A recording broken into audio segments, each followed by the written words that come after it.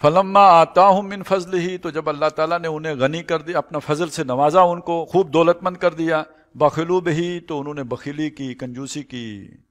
وہ عبد الرحمن ابن عوف، ابو بکر، عثمان کے رستے پہ نہیں چل سکے رضی اللہ تعالیٰ عنہ. وتولوا، پھر گئے، یو ٹرن لے گئے. وہم مورزون، وہ کنی کترانے والے تھے.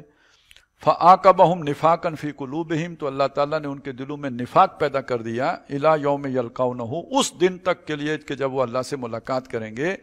بما اخلف اللہ ما وعدوہ، جو انہوں نے اللہ سے وعدہ کیا تھا، جو اس کی خلاف ورزی کی، اس کی یہ سزا ہے.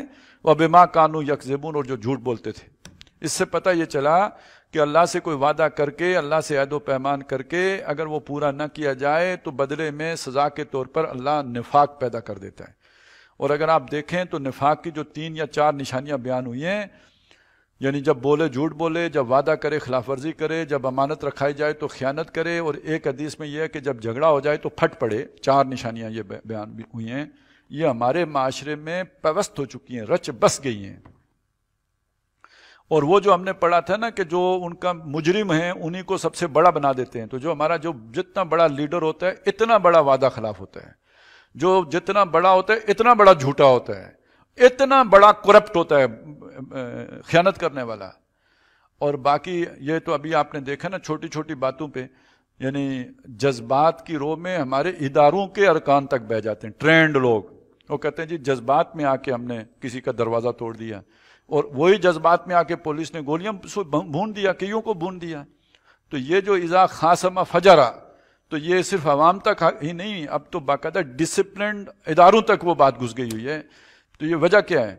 نشانیاں تو نفاق کی ہیں. اچھا نفاق باہمی، کیا سندھی، کیا پنجابی، کیا جو ہے نا وہ پٹھان، کیا مہاجر، آپ بلوچی، آپس میں بھائی بھائی والی کیفیت تو نہیں ہے، پھٹے ہوئے ہیں دل.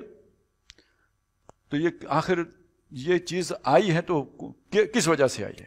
ہم نے بھی ایک اجتماعی وعدہ کیا تھا اللہ سے. اللہ یہ پاکستان کا مطلب کیا؟ لا الہ الا اللہ. اور اب اس کا مطلب کیا ہے؟ لبرلزم. بڑے بڑے لوگ کہتے ہیں جی ہماری فلاح اب دنیا کے ساتھ چلنے میں ہے، یعنی اللہ رسول کی سے پیٹھ موڑ کے دنیا کے ساتھ چلنے میں ہماری فلاح ہے.